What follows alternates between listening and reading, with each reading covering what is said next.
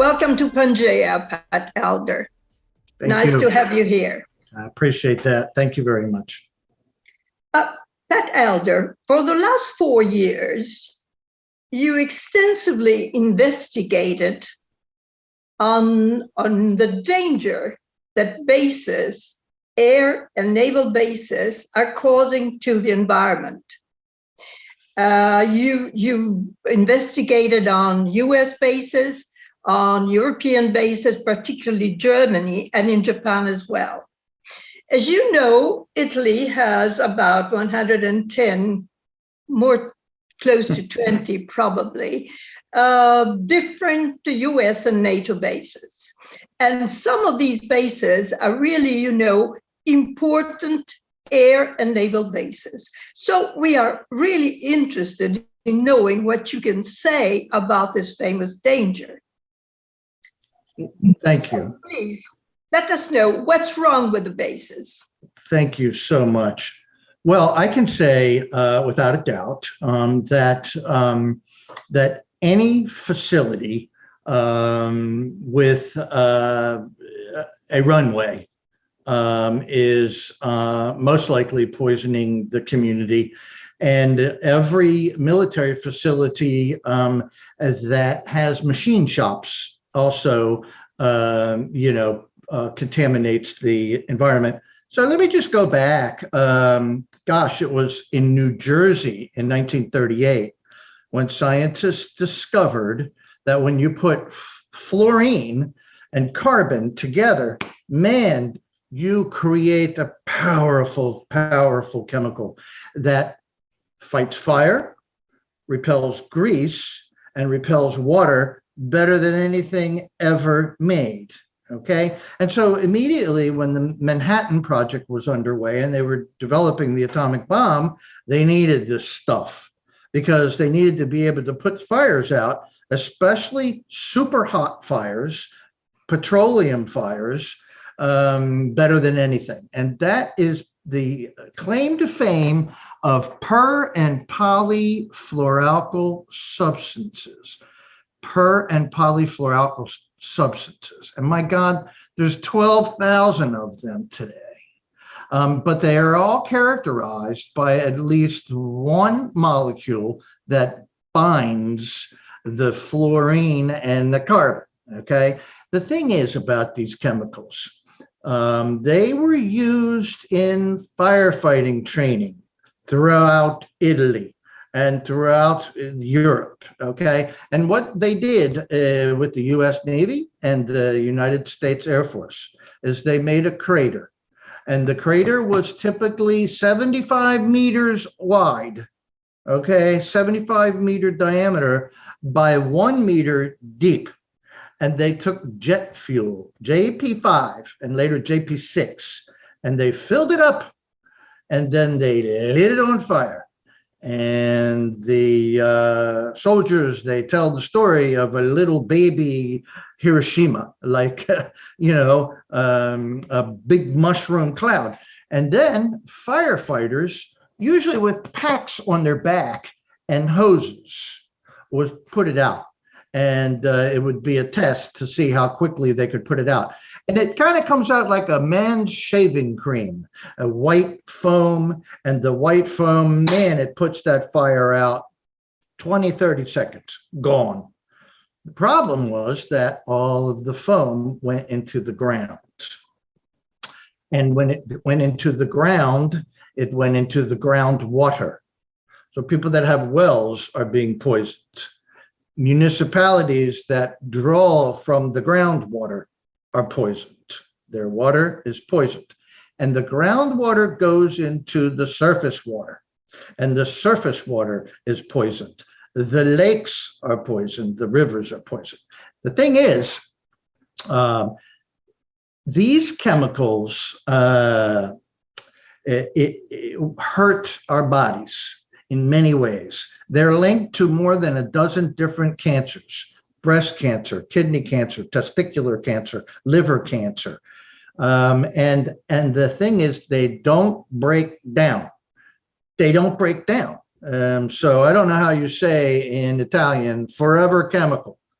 How would you say I see what you mean. Yeah. And that is what you call PFAS. PFAS. Yes, right. PFAS. PFAS. We say PFAS, right. PFAS. And the materials also bioaccumulate. So our bodies freak out. Our bodies don't know what to do with it. It accumulates in the liver. It accumulates in the blood. It accumulates throughout your body. We cannot expel it, okay? So it just builds up, and it builds up in the fish.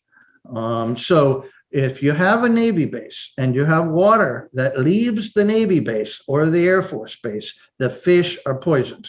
Now, I have very clearly documented this in 25, 30 bases in the United States, and also in Ireland, and also in Germany.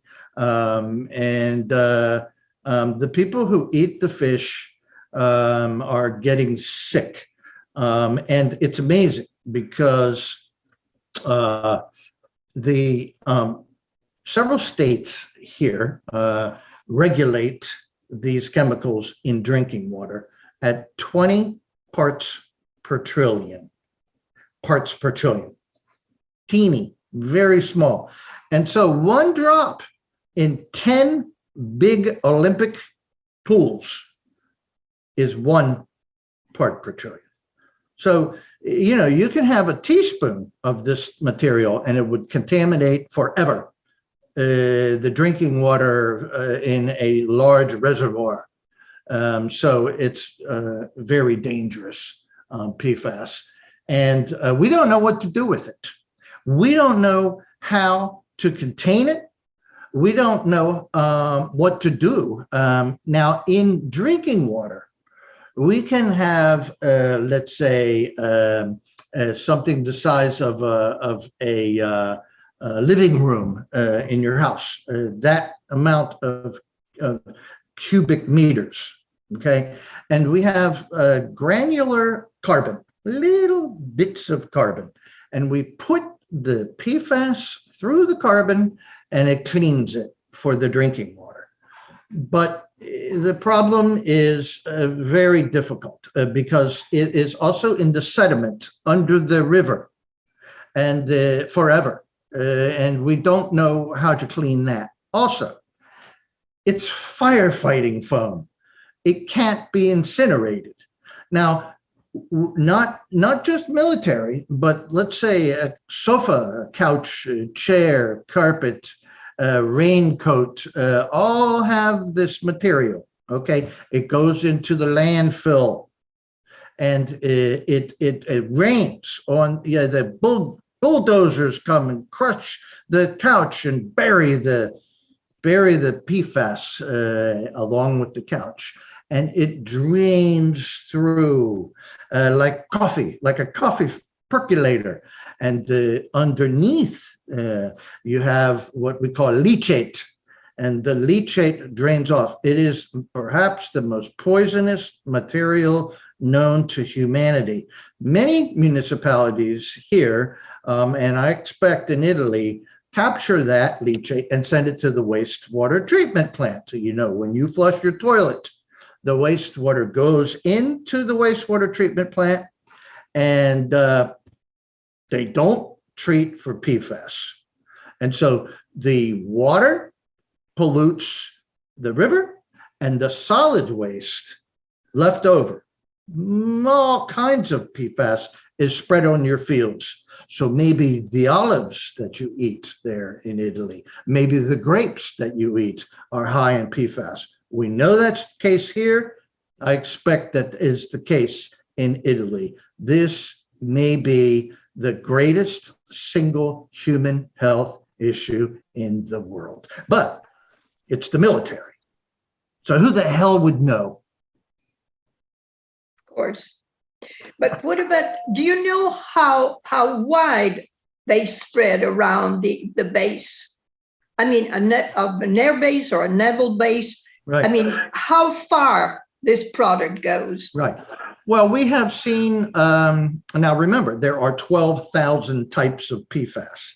Probably the worst is known as PFOS, okay? Octane sulfonic acid. It swims in water 22, 30, 35 kilometers. Long way. And you don't just have the military putting these things into the environment. It is used in like the wire, like this wire maybe, especially wires in computers that get hot. They coat the wire with PFAS. When the wire gets thrown away, it goes into the landfill. That's the problem. And so it's also used in industrial processes when they do chrome plating for machinery. So if you just have a metal piece, it'll rub and it'll wear down. But if you coat it with chrome, then man, it'll last for a long time. Well, the chrome plating process involves a ton of PFAS. And in a normal factory, at the end of the day, you squirt everything down with the hose and there are drains on the floor. All that goes to the wastewater treatment plant.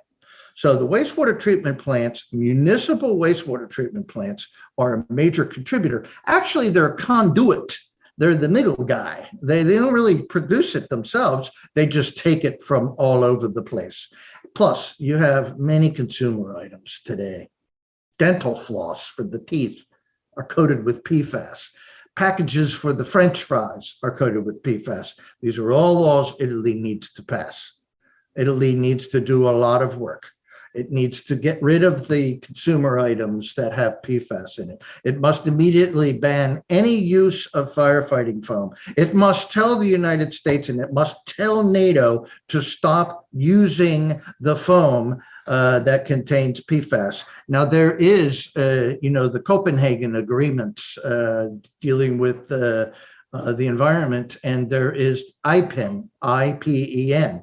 It's actually an acronym that stands by itself, IPEN, and it's in Rome.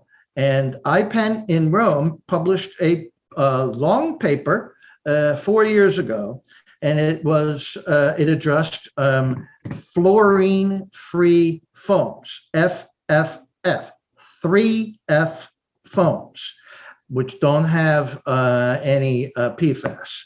And so this mostly Italian group, and Germans and others, Danes, are leading the charge around the world to get the stuff out of firefighting foam. I mean, that's part of the problem, and it's good to see that. But the United States military has what we call military specifications, mil-spec. And the United States military, they dig the crater, and they put in the fuel, and they use the fluorine-free foam, and they use the foam that has the PFAS, and the PFAS foam puts out the fire a few seconds quicker. The irony of all this is that today, the military stopped practicing with the foam. They don't put it in the ground anymore like that. But they still have it, and there's still big accidents.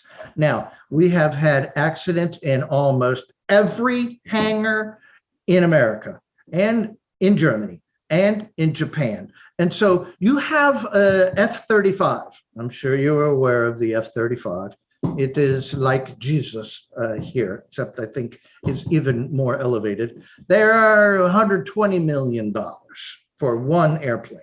So you park 10 of those airplanes in a giant hangar, and you have an overhead suppression system, an overhead sprinkler system that puts foam, 4 meters of foam on top of the airplanes in a minute and puts out a fire. The problem is they malfunction. And most of the PFAS in the last several years is because of mechanical issues. Oh, it got too humid. Oh, we had thunderstorm. oh, the Marines made the barbecue in the hangar and it went off. It's the accidental releases of the overhead suppression systems. And I'm telling you, the materials genetically modify a woman's reproductive body. A woman's reproductive system is forever changed, and children are being born with mutated DNA. Children are being born with ear infections, with proclivity to chest infections.